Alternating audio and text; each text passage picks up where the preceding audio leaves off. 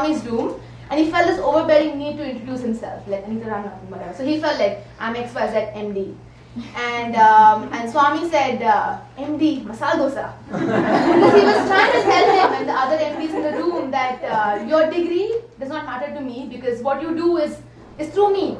So your degree as an MD is like a service that you're doing because I have given you the opportunity to serve human beings by giving you that degree. So it was his way of telling him and others in the room that you are what you are because he is asking us to do. And I could sense that from the description that I got from Prashanti. So a little bit about her. Prashanti had the good fortune of spending her early school years near Swami, first at his school in Ooty, and then at Puttaparthi for 7 years. Swami then asked her to return to the US after 12th grade to go into medicine. And of course, by his grace, she was able to do so. She is now married, has 2 little kids, and works part-time as an infectious disease specialist in Santa Ana. Prashanti.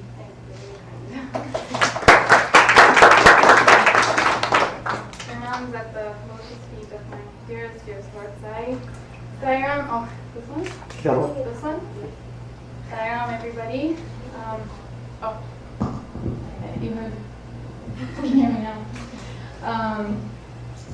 It's been a long time since I addressed a crowd at any side gathering or had to share my experiences. So when Priya called me, I was very reluctant because public speaking is not really one of my strengths. But then, I asked her for a day to think about it, and that night, my son, I have a 4-year-old little boy who doesn't really ask very many questions about God. He mainly is only interested in if Baba can make him a rainbow. That's the only time he has ever asked me about God. But he asked me out of the blue when I was putting him to bed. He said, "Mama, where is God?" And I said, "Oh, he's everywhere." And so the next day she called me and she said, the theme is going to be living in his omnipresence. So I said, well, if that's not a God wink or side wink, I don't know.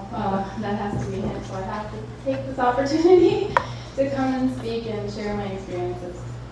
It's been a long time, but it was nice digging through my memories and going through what I could share with you all. I have a little paper because I'm getting old and I need to be reminded to keep my thoughts in order. But anyways, I was very blessed to be born to parents that were Baba devotees, from the time even before I was born. And my parents made a decision very early on that they wanted to send us to school in Baba's, to send us to Baba's school. And I have 2 younger sisters, and so all 3 of us were blessed to attend his school from the time we were 5 until 17.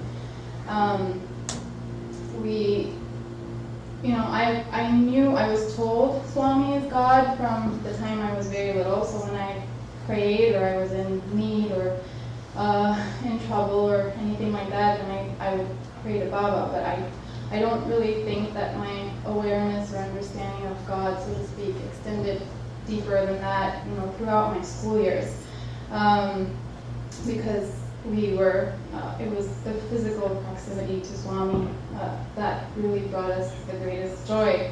Going to school there was not easy. It was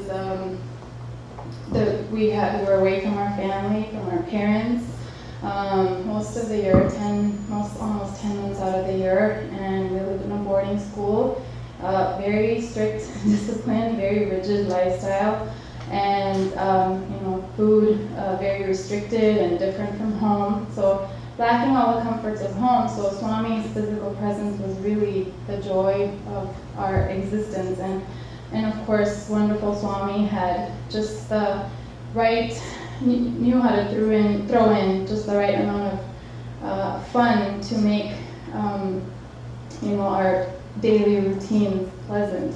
So, for example, we just craved the highlights of our week. Our week was divided into Sundays and Thursdays because those are the days we got to go to darshan.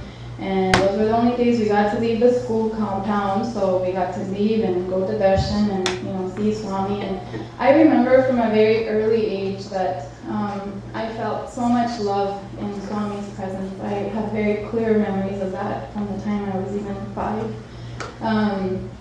particularly in the absence of my parents around. It was I gravitated towards that naturally, and I sensed that love, even though it was in darshan most of the time, and I was surrounded by hundreds of other people. I still felt enough of it that I felt like I connected more with Swami on a physical level and as a parent figure more than God. So he would, every time we went for darshan, there was the joy of having darshan, and I loved listening to bhajans, the mandir bhajans, even at that time from a very young age. But then he would, every single time that we went for darshan, every Sunday and Thursday, he always would pass out little treats, like little sweets, or we never got fruit because it was so expensive. The only fruit we got to eat was bananas, so apples were a huge treat, or mangoes. And it was just, it was just the sweetest thing, nothing big, but just a token of his love, and just made our day, if not our week.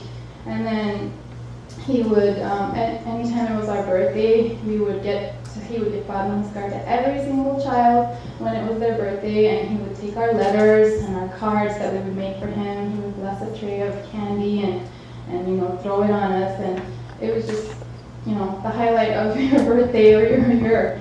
And he would do other sweet things, like he would send us movies every month, these old VHS Disney movies like Pollyanna and what else did we watch? Mary Poppins and Sound of Music. So all these sweet little things that he would do that really, were so very much like a fond parent indulging, their child.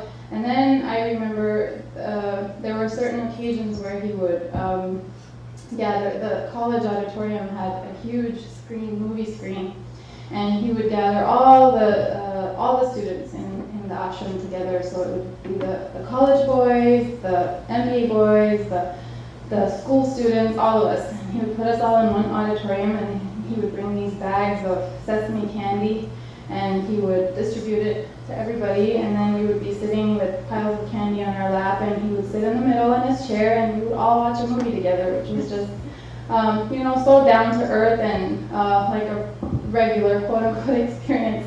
So, I became very attached to Swami's physical form, and it was hard to really think of him a lot of the time as God. He was more like my parent, because that's what I had.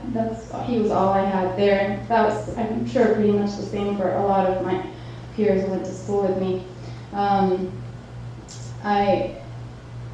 So when I left and came here, it was a lot of adjustment, getting used to not having him physically around, and getting used to becoming aware of his presence. He was always reminding us and preparing us to, leave, because we would eventually have to leave, and to, he would remind us saying, remember, I'm always with you, no matter where you are, I will always be with you. And if you think that, you're leaving me when you leave the ashram, then you have no idea about the nature of my true reality, because I'm everywhere. I'm in the cosmos, in every atom and molecule. I'm around you, within you, I am you. But so knowing this is one thing, and practicing it is another, and that takes a lot of effort, because you have to develop the constant awareness of his presence. And I think, and Swami is so wonderful, he gives us reminders all the time in different ways of his presence around us everywhere.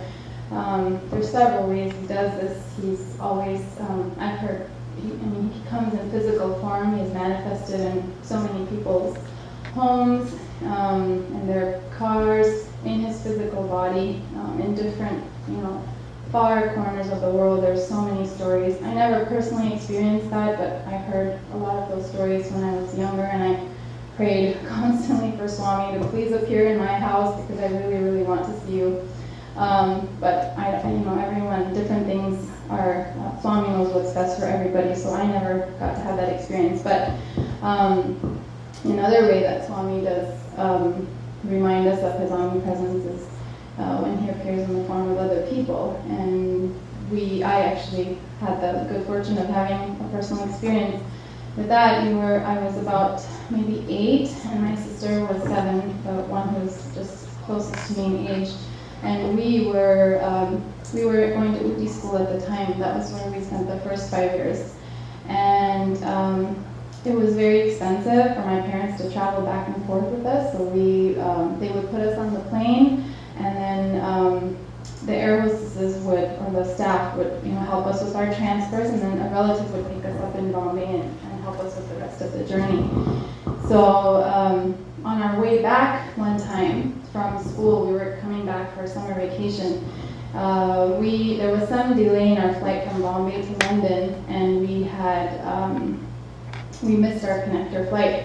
So the staff member was British Airways. She was, running around trying to get us on another flight.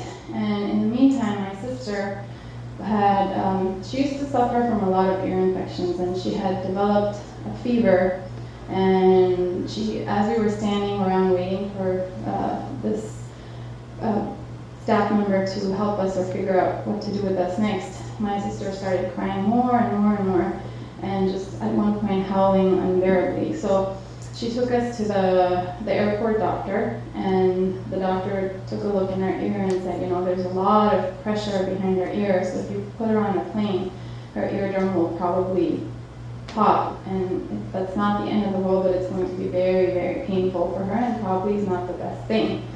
So then this lady said, well, I don't know what to do with them. They're here, they've missed their flight, they don't really have they're traveling by themselves, they don't really have anyone here that can help them. And he said, well, I don't recommend that they go, and they should be here for at least 2 days. So this lady took us back to the staff headquarters, and I guess she was asking around what we could do.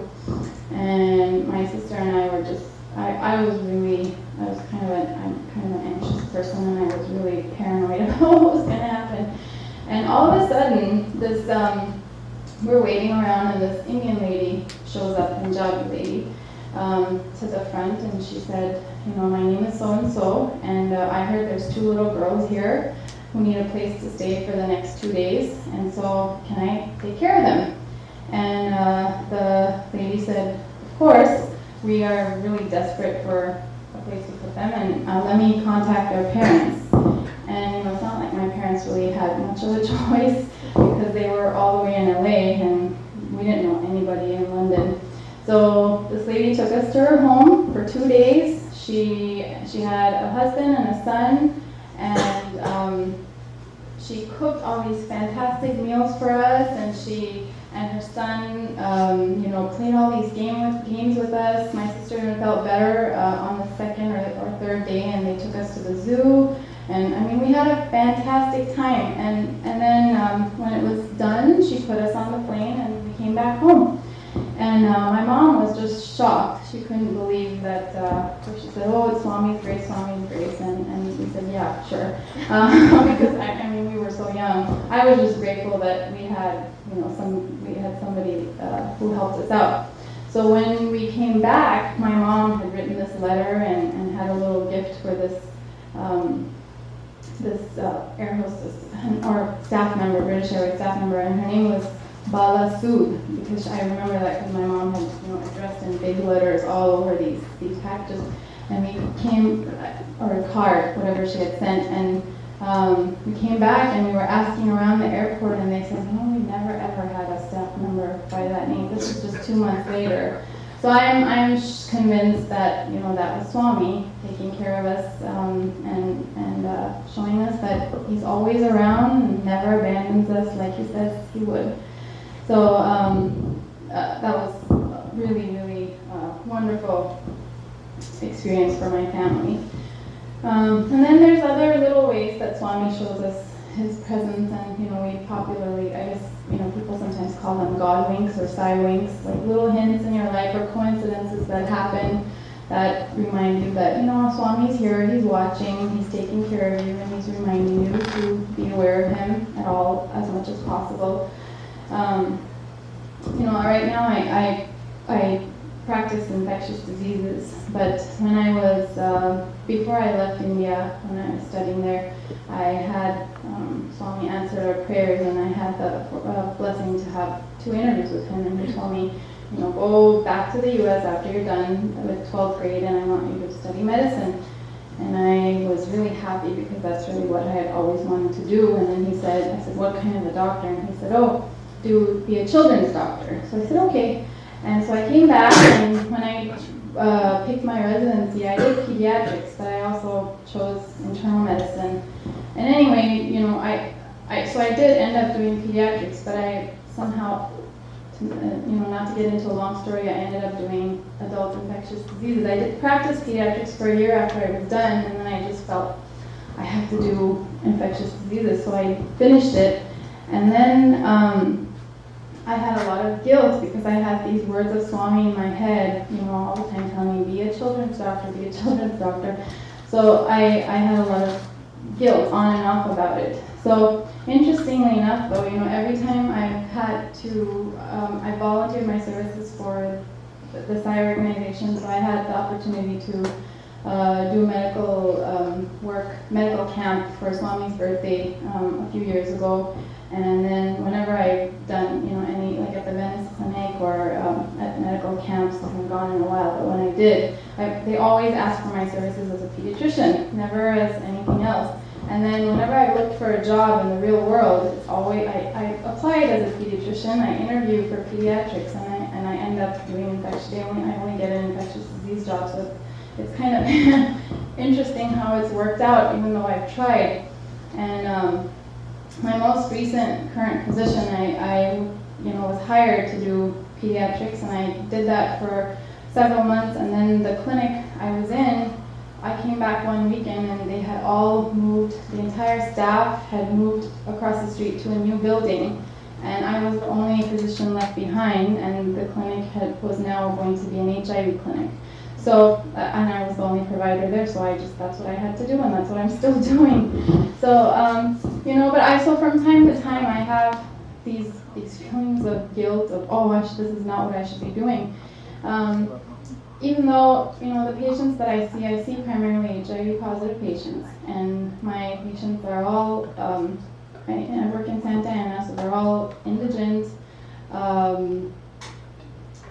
in the lower social classes in our society. They're often immigrants with poor or no education, and they kind of live on the fringes of society. So I feel like I'm always, more than any other time right now, I feel like I remember and I think of Swami all the time, because I have to practice compassion. I have to remember to not be judgmental, to be kind to these people, because they really, really need it, and they're judged by the rest of the world. So I really feel Swami's presence with me all the time.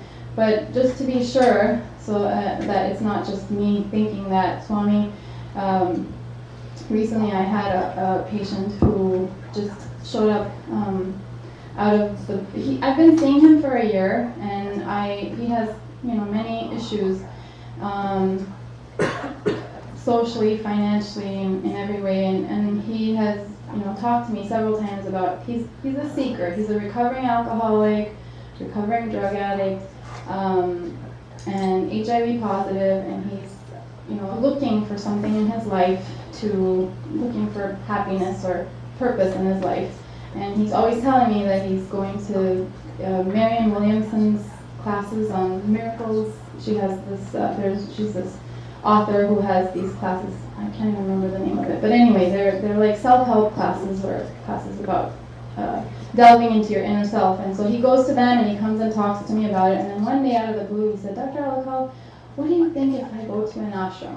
And I said, that's okay, your disease is well controlled, but just be aware that you're going to be very physically uncomfortable, you're probably going to get diarrhea because it's your first time going out of the country, and all this stuff. I kind of discouraged him.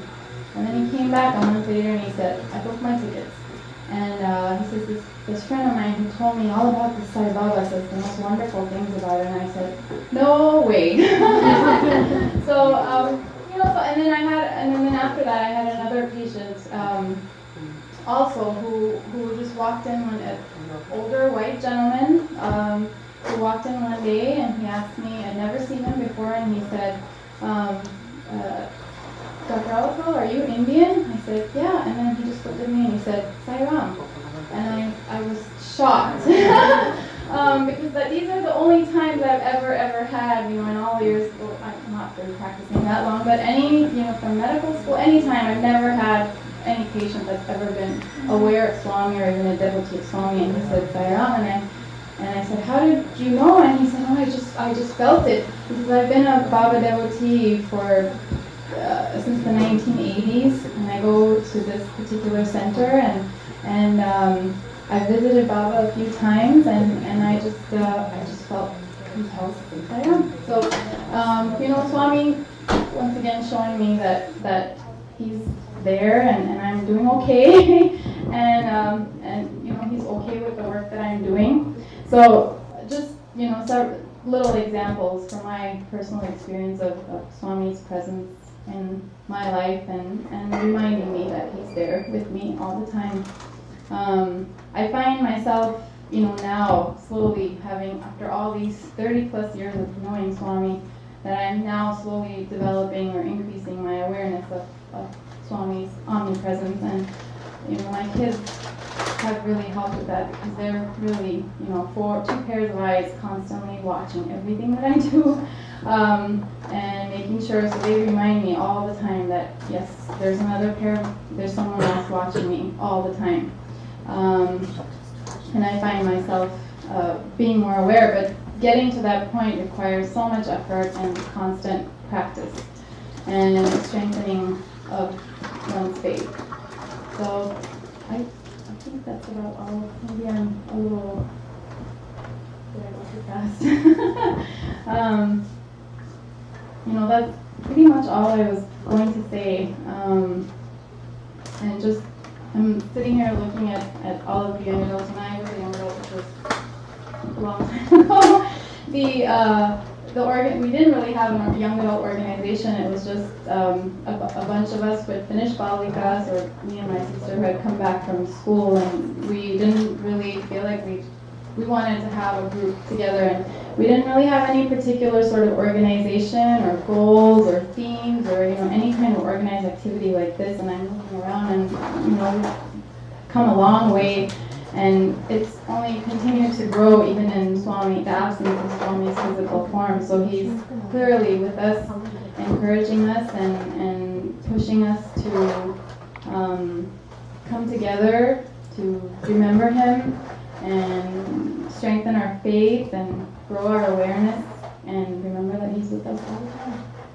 Thank you so much for having me. If you have any questions, We can open up the floor for any questions that you might have for Prashanti.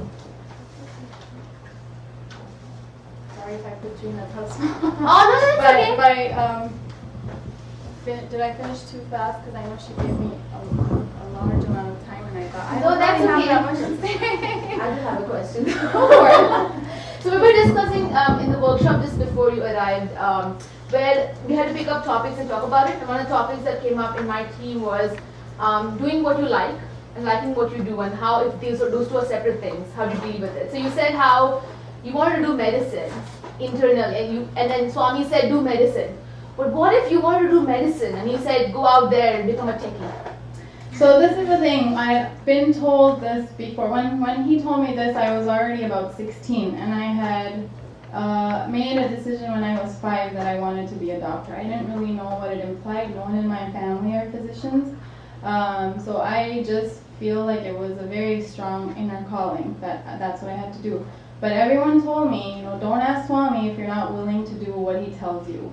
And I actually know of, I have met a couple of people who they were in medicine, and he asked them to pick a different specialty that they had originally not planned to do, and they just did it, and now they do fine. I think you learn to like. But you have to make that commitment when Swami tells, if you're going to ask him, And you better be willing to do what he tells you to do, because then otherwise don't ask him. Yeah. and I also think that, no matter what you do in terms of your work, and many of you probably already know this, but there's so many factors that go into making it enjoyable. There's always something meaningful you can find to do in your work. And no matter how wonderful your job is, it eventually becomes routine and mundane. And I can speak from my own experience. I mean, I see patients who are chronic pain med seekers, and those days I just detest. I feel like I've been beat up at the end of the day because all they want really is medicine, and they suck, they want narcotics, and they just suck the energy out of you while you're trying to do your best to help them. And so there's lots of days like that, but it's, all you need is one person or one patient or, here and there to feel like you're helping somebody or doing something fulfilling or doing something that you enjoy. And it's also the people around you that make a difference. So if I had to do something that Swami asked me to do that was different, I would do it. And I would like it. But I think you have to have that mental commitment. But also the faith that, what he tells you is, you have the faith that he knows what's best for you, so you will like it. At least that's what I think. Any more questions? You can ask questions to even our previous speakers of today. We didn't have a chance to do that. Dipti, Chani, Sairam, and Prashanti can all take questions. I have 3 questions for Prashanti. Please go ahead. Since even though I get to see Prashanti, at least once in a quarter, I don't get an opportunity to put her on the spot. So this is my chance. Thank you, my first question is, you shared a story about how Swami, used to watch movies with you, and that was a very memorable experience. Can you share any other such memorable experience? That's one. Mm-hmm. Can I ask all 3 now, or should sure. You mean in terms of how he was just like a regular interacting with you, because on a day-to-day level? Right. I think just, little things. He would come and have meals with us. This was much early on before, when the crowds were still small and there was just only sand in Prashanti Nilayam, no Kulan Hall or even the arches. None of that it was just sand. And he would come and have meals with us, and they would make, all the best food. So we would love it when Swami would come to have meals with us because we got all this fancy food. And Swami would sit and eat with us just like everybody else on the floor. I remember one time. And then just, whenever we were practicing, we were putting on plays for festivals. If we were practicing, he would come and visit and tease very lovingly tease some of the little kids, or make comments about improving something here or there. Or we would practice. We had a sports meet every year that we put on, and he would come to our practices, and sometimes he would say very profound things. Like one time we were doing these formations with rings, and we were making waves, and he said, you look like the waves in the cosmos. So just little things like that, and we always loved it. We would have all these little races, like 3-legged race, and what is that? Carrying a lemon in a spoon and racing and all this stuff once a year. And the winner would we were all dying to be winners because Swami whoever won, we would have a big prize distribution at the end of the whole sports meet, and Swami would come to our school, and the teachers were very nice. They always found a way to get prizes to as many kids as possible, and he would come and hand out a prize to each one of us, and every one of us would get Pad Namaskar, and he would sit, we had a swing in our school, and he would sit in that the entire for like 2 or 3 hours and swing in it, and we would all be able to sing bhajans. And it was very special because normally when you're in the ashram at darshan and everything, the college boys get to be physically more close to him. So when he came to our school, it was a much more intimate, cozier environment and experience. So those were just little things that he did that were, I also remember very fondly and were really sweet experiences. Thank you. Just one more question. Okay, sure. I'm just giving them time to think for Give questions. it up, you guys. So I'm putting pressure on them that at least we should get one question from the audience. Swami has always said that his life is his message. Having grown up with Swami, what message did you get from him, watching him in action? Just looking at him and experiencing him. I'm sure you have many messages, but maybe if you can share one that you saw in him and you felt inspired and you felt like this is what I want to accomplish in my own life. If you can just share maybe one message. I think, these are all things I think about now that I'm older and back here and I can reflect.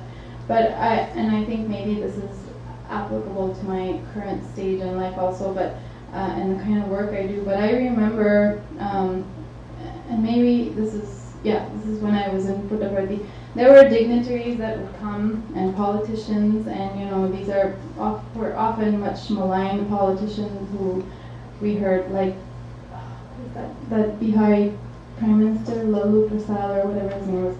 We heard terrible things about the things he did. And yet, when he came to visit Swami more than once. And I remember thinking, first of all, why is Swami receiving him? Because he has done all these terrible things, in his state, and there's so much poverty and all of this stuff.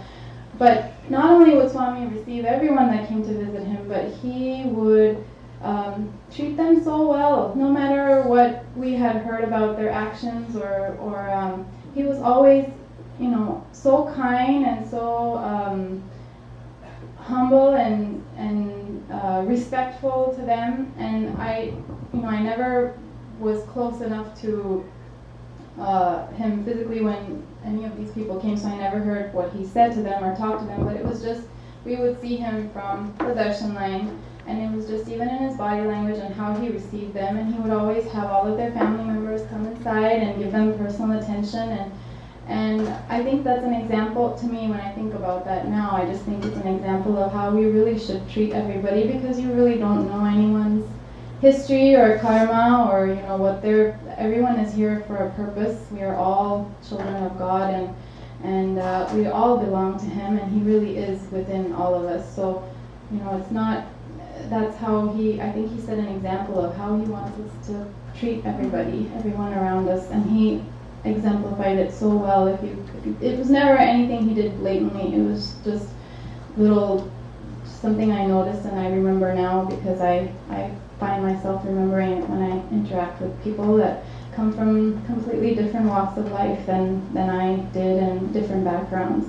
And it's easy to judge them, but that's never ever what Swami does, and he knows everything. So we know even less, so even more important that we don't make judgments about them.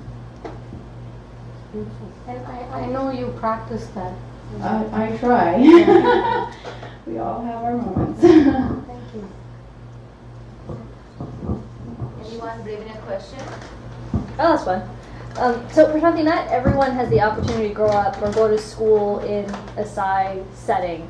And in my head, it seems easier to be a better Sai practitioner if you're surrounded by Sai students versus growing up in Southern California with the glitz and glamour that is Orange County, for example, right? So I guess my question would be, how have you experienced kind of the duplicity of trying to follow what Swami says with what the rest of your surroundings so my children will be, like that, because I don't think they're going to be going to Puttaparthi to school. They will probably be growing up in Orange County. It was very, very hard for me to adjust. It was a huge, huge culture shock when I came back, and just even little basic things like talking, because we never were allowed to talk to any member of the male species or even look at them. So just learning to interact with, my male professors was just really hard for me. And I never had brothers or even cousin brothers, and my mom was, like a tigress, never let us talk to any when we came on vacation. So just little things like that were very, very hard for me and even my sisters. So I think that, the thing that you mentioned about growing up surrounded by glitz and glamour, how did you say, how is it possible to I guess continue to practice? Yeah, I guess have you found a way, or what is one of the mechanisms you have for kind of? Well, I mean, first of all, how you were raised, and obviously if you've gotten to this point, you're voluntary. No one is forcing you to come here. You're voluntarily coming, and at this point, you've already had all the your parents have done. So your parents are very important in the early part of your life.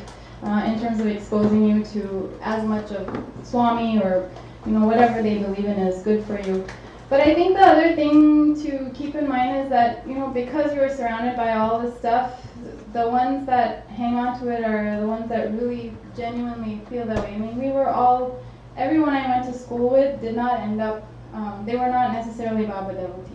A lot of the kids I went to school with, because different parents sent them there. They were not necessarily came for spiritual reasons. They were there because they heard it was a good school, and it was very inexpensive, and they were kept safe. I mean, it was a boarding school, and like I said, we were only allowed to leave the premises 2 times a week for a very specific purpose. So if you have a girl in high school, it's a nice way to keep them safe.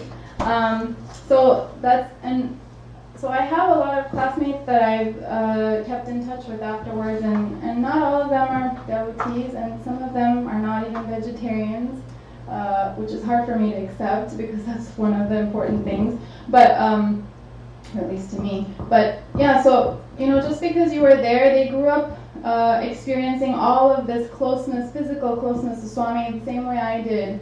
But it didn't have the same impact on them or leave the same impression that it did on me. So I think a lot of it is, already what your karma is, and how much, because it's easy to get caught up in just Swami's physical presence. There's this story I was listening the other day about Buddha, and on Radio Sai about Buddha. He had a cousin named Ananda who was older than him, and he decided to become his disciple. But he knew that once he became his disciple, he has to listen to everything he says. Have you heard that story? Yeah. Anyway, so then he asked Buddha before he took initiation. He said, once I become your disciple, I have to follow all of the things you say. So I'm going to ask you for something now, and I want you to grant it to me. And Buddha said, okay. And so he said, I want to be with you all the time. No matter where you go, I don't want you to talk to anyone without me there. So I want to be in your physical presence all the time, forever, as long as you are in your physical body. And Buddha said, okay. So for 40 years, he was in Buddha's physical presence all the time, 24 hours a day, no matter what. And then Buddha left his body, and Ananda was bereft, and he felt like it was for 40 years he had been there, and he didn't feel like he had achieved any sort of spiritual elevation, despite his physical closeness to Buddha and seeing him in action all the time, and you're listening constantly to all the things he said. And so after Buddha left his body, then he had this intense grief and went into this deep meditation because of this grief. And that's when he had this realization of the spiritual enlightenment that he had been missing for 40 years because he was so caught up in this physical presence of Buddha. So I guess I don't know if that necessarily answers your question, but it sort of just is an example to me that, physical proximity, nearness to Swami is different than dearness to Swami, and that's really what your focus should be. And it's individual karma and individual effort. regardless of where you are in the world. And grace, of course. Alright. Just summarizing all the speakers that we listened to today. Dipti spoke this morning about how she learns to live in the present with positive affirmations and sees Swami in all of her daily activities, from cooking to work to traveling to being a good parent. Then we heard a very hilarious speech by Sairam, who lives up to his name. I don't know where he is. Okay. And about how even though he was fumbling a little bit, he finally found his path towards Swami. Then we heard Chandni's experiences about how she always wanted a Pada Namaskar, and she finally found her answers to the questions she asked to Swami. And then we heard Prashanti speak about how her service to her profession is manifestation of what Swami had planned for her.